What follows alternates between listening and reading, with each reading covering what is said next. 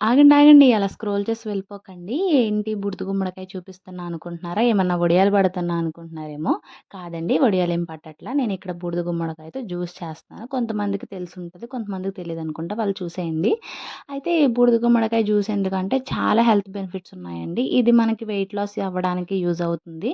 అలాగే digestion problem రాకుండా use అవుతుంది. అలాగే కిడ్నీ, లివర్‌కి చాలా హెల్త్‌కి యూజ్ అవుతుంది. అలాగే కిడ్నీ స్టోన్స్ అనేది రిమూవ్ చేస్తుంది. ఇన్ని బెనిఫిట్స్ ఉన్నాయండి. మనం జ్యూస్ చేసుకున్నప్పుడు పైన పీల్ కూడా ఏసుకోవచ్చు. నేనిక్కడ పీల్ తీసేసుకున్నాను. కొంచెం అల్లం ముక్క, అలాగే కరివేపాకు టేస్ట్ కోసం వేసుకొని జ్యూస్ చేసేసుకున్నానండి. దీంట్లో కొంచెం వాటర్ అనేది యేసుకొని మనం సర్వ్ చేసుకుంటే బావుంటది. అంత హార్డ్‌గా ఉండదు. కొంచెం నిమ్మకాయ కూడా పిండుకొని తాగితే మీకు చాలా టేస్టీగా ఉంటుంది.